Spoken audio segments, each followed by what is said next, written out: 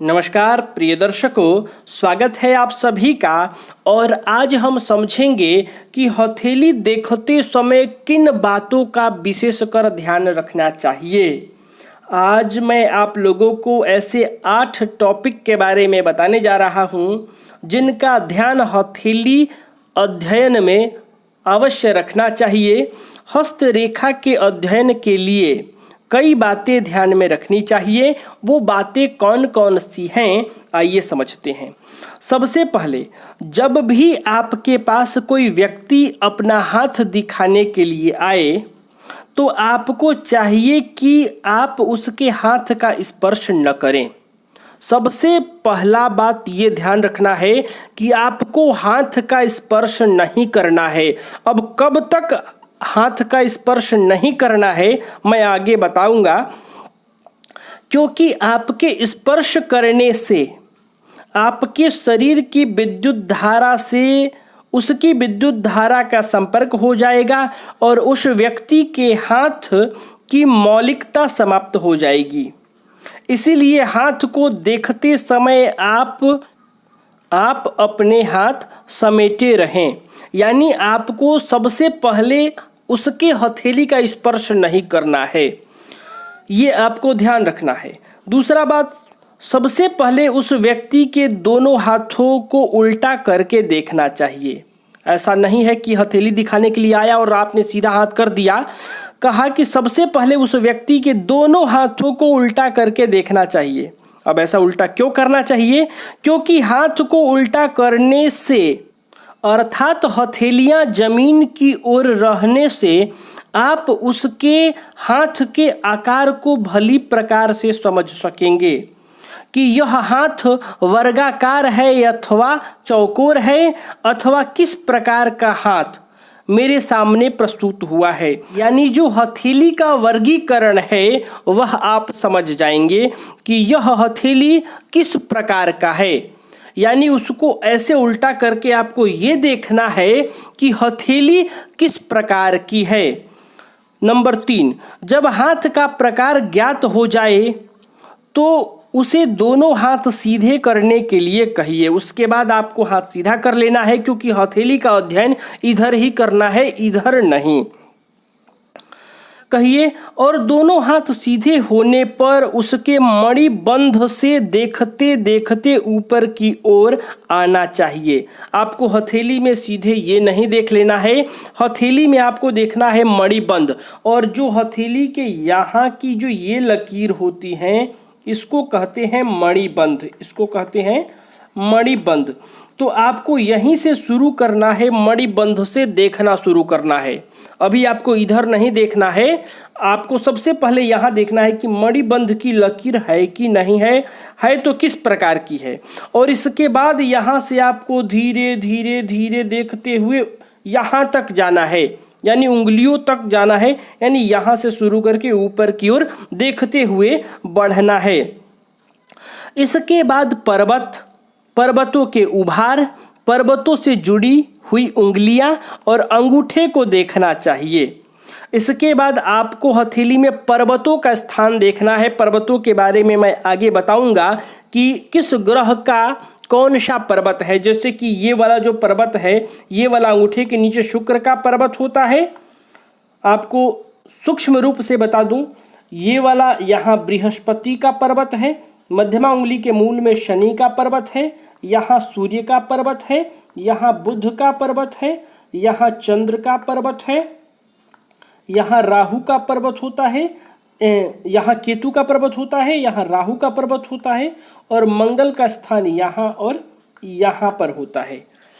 तो इन पर्वतों को देखना है। यही कह रहा है कि इसके बाद जब आप यहाँ से यहाँ तक का निरीक्षण कर लेंगे कि किस प्रकार के हथेली में चिन्ह बने हुए हैं, किस प्रकार की हथेली है, उसके बाद आपको क्या देखना है? पर्वत देखने हैं, यानी इन पर्वतों को देखना है। पर्वतों के बारे में आगे मैं आपको विस्तार से बताऊंगा।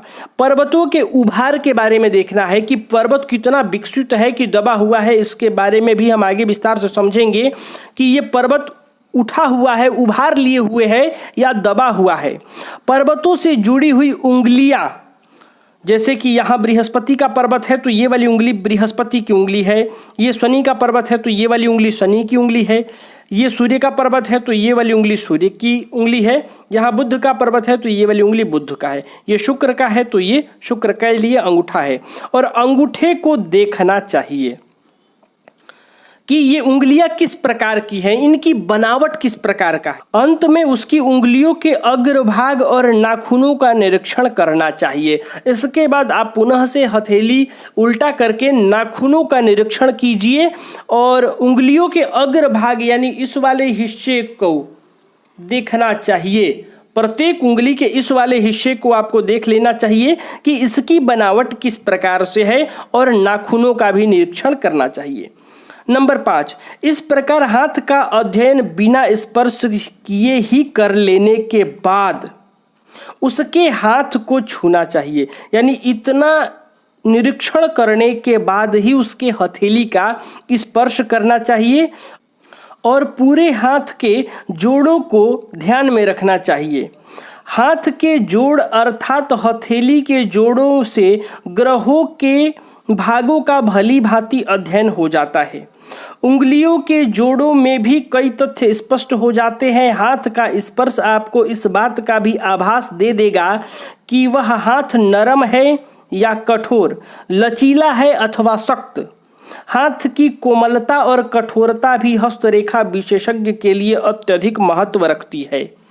हथेली का जो वर्गीकरण है कि वर्गाकार हाथ है, चौकोर हाथ है, उसी प्रकार हथेली सॉफ्ट है या हार्ड, मुलायम है, कोमल है या कठोर है, इस बात का भी विशेष ध्यान रखना है क्योंकि उसका भी प्रभाव पड़ता है। नंबर 6, मणिबंध की रेखाओं का भी हस्तरेखा विशेषज्ञ के लिए महत्व होता है, अतः उसका भी अध्ययन कर लेना चाहिए। हथेली का जो ये मणिबंध वाला रेखा है इसका भी विशेष प्रभाव होता है, इसलिए मणिबंध की रेखाओं का विशेष रूप से अध्ययन कर लेना चाहिए।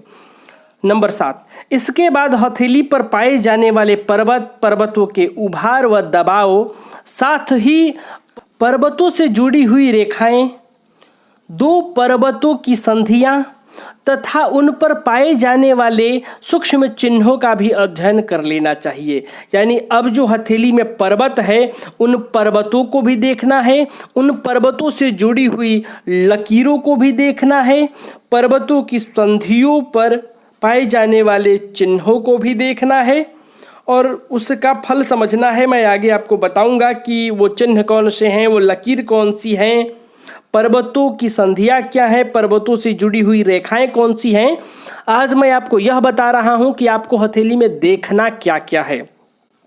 नंबर 8, अंत में उंगलियों के सिरों पर शंख चक्र आदि दिखाई देते हैं, वे भी अपने आप में बहुत अधिक महत्व रखते हैं, अतः उनका भी अध्ययन आवश्यक है।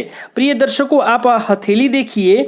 जब आप हथेली के उंगलियों के सिरों पर यानी सबसे ऊपर वाले पोरुए पर, इस पर आप देखेंगे सभी उंगलियों के, तो इस पर आपको 2 चीज दिखाई देता है। पहला शंख और दूसरा चक्र।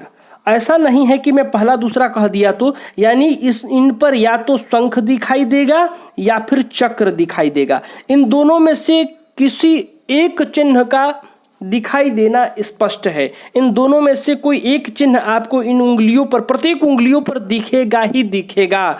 तो आपको यह भी देख लेना है कि वो शंख है या चक्र, और इसको नोट कर लेना है कि कितने शंख प्राप्त हुए, कितने चक्र प्राप्त हुए। इनके जो प्रभाव होंगे शंख और चक्र के बारे में भी हम आगे समझेंगे, लेकिन आपको हथेली देखते समय यह भी नोट कर लेना है। तो प्रिय दर्शकों, इन 8 बातों को, इन 8 टॉपिक को आप हमेशा ध्यान रखें। आप जब भी हथेली का अध्ययन करें तो इन 8 बातों को आप जरूर देखें और इन अब 8 बातों से संबंधित जो विषय हैं उनके बारे में हम एक एक करके आगे के क्लास में विस्तार से समझने वाले हैं। तो आप बने रहिए हमारे चैनल के साथ। तो प्रिय दर्शकों, आज के लिए बस इतना ही। तब तक के लिए हमें अनुमति दीजिए। नमस्कार।